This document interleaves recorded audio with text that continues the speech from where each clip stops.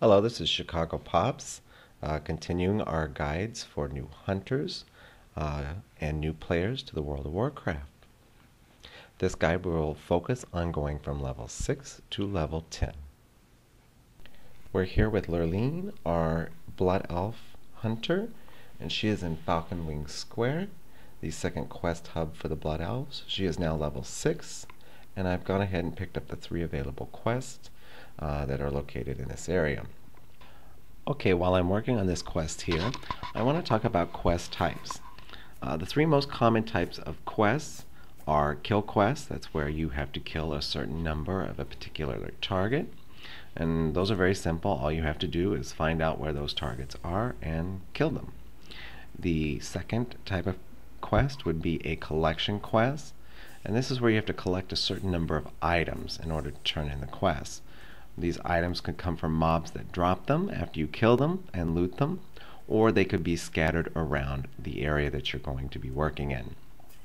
And the third type of quest is a messenger quest, and that's where a quest giver asks you to take a message or go see another quest or another NPC.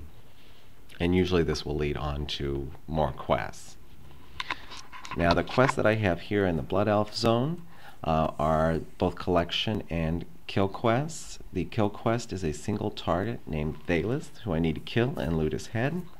And the collection quests include collecting arcane cores from those mechanical looking devices. And the other quest is to pick up crates of unstable mana crystals. And you'll see one right there. And all I have to do is click on it, and boom, it's in my inventory. Now Thalis should be here, but there was a high level paladin who had cleared the area for me, which was unfortunate because I must kill him myself. So I wait for him to respawn, and he does, and I kill him, and I level to level 7. The whole process took about 15 minutes. Now, like before, I killed everything on my way to the target, and I'm returning to turn in my quests, and I'm going to kill everything on my way back. Okay, I've turned in those quests, and I've been given additional quests to go to the West Sanctum. But before I do that, I think I'm going to take a trip to Silvermoon City, the Blood Elf capital. And the reason I'm going to do this is because I'm going to pick up a couple of professions. Professions are entirely optional. You don't have to do them, but they're a fun way to add a little depth to your character. And what they do is they take items that you gather out in your journeys and items that you loot from killing mobs and turn them into hopefully something useful.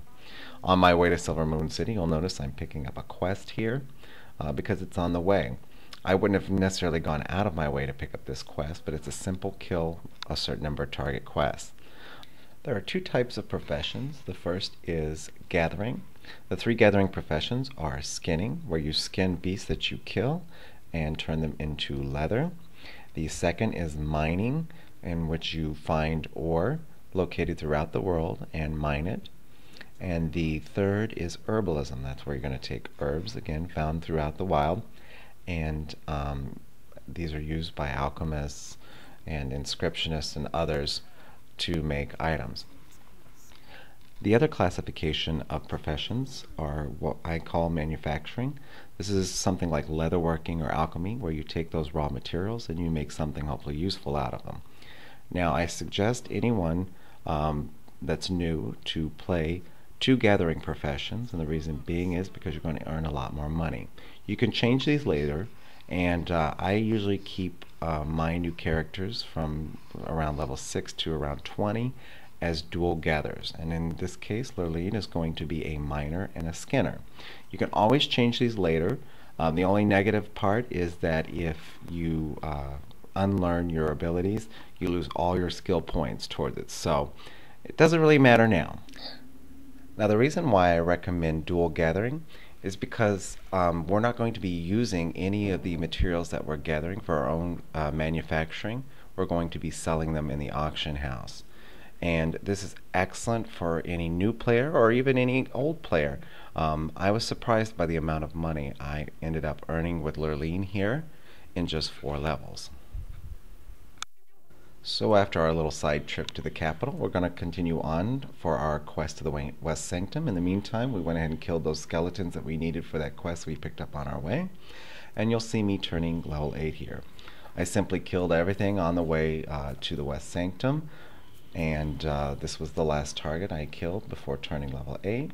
Normally I would go home here. However, I'm extremely close to the West Sanctum where there are other quests. So I'm going to go ahead and work on those before I return home. She's going to give me another quest to kill these wraiths. And there's 2 types here, and I need to kill, I believe it was 5 of each type. I'm going to work on that as I move towards the other quest in the area, which is to kill a Night Elf spy, which is located on the ridge just behind these wraiths. I'm going to go ahead and kill this spy here. A very simple, easy fight. And he's going to drop something when he dies called incriminating documents, which leads me on to another quest. I decide I'm going to go ahead and work on finishing the wraith killing quest, except you'll see here I run out of ammo. Never run out of ammo because melee is going to take much longer to finish off targets. And so I'm going to finish this off, and I'm just going to go ahead and Hearthstone. Not a huge deal because the next set of quests is going to lead me this direction anyway, so I'll just finish it on my way there.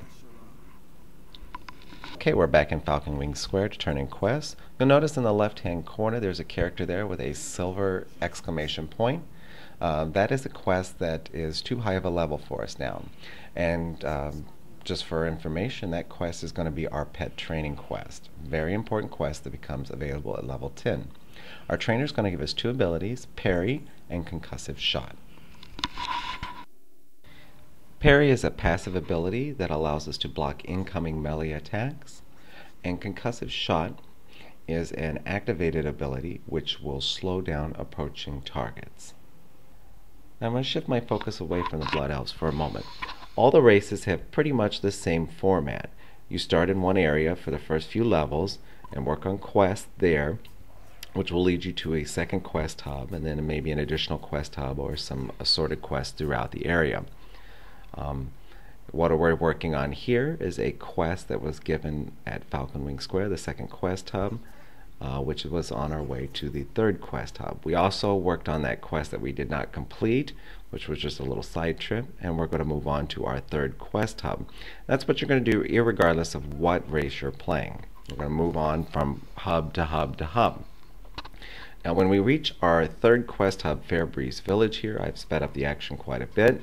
There are a huge number of quests to pick up here, and that's going to be often the case in large quest hubs. And once all these quests are picked up and all the supplies are picked up, you're going to end up having quests all over your starting zone. And you're going to do these in the most efficient way possible. There is an add-on called Quest Helper, which will provide you a framework for doing quests in the most efficient way possible. It is an excellent add-on, and I do recommend it, especially for new players, although I haven't used it in a while and I cannot vouch for how updated it is. However, it is an excellent add-on, and I certainly do recommend it. I stopped using it primarily because I found it to be too much like a job, which was definitely something I was not looking for in World of Warcraft. With the addition of quest objectives that Blizzard added, it's much easier to do this yourself. All those red dots equal quest targets, and the yellow question marks equal quest turn-ins. I've made my own map here showing what I did from levels 8 to level 10. On my map here we have the yellow question marks showing quest givers and the blue dots showing quest targets. And that's pretty much how I followed it here. What you're going to do is keep your quests clustered. You want to do as many quests at the same time as possible. So when you turn them in, you will have a massive XP gain, or experience point gain. Back to my map for a second. Those red X's indicate quest turn-ins that are going to lead to other quests, but I want to skip them for now because they are far separated, and I would prefer to focus on clustered quests. And this is the moment we turn level 10. This is going to be a key moment because now it's time to go work on our pet training quests, which will change how we play drastically. Well, thanks for joining me, and I will show you the pet quest in the next video.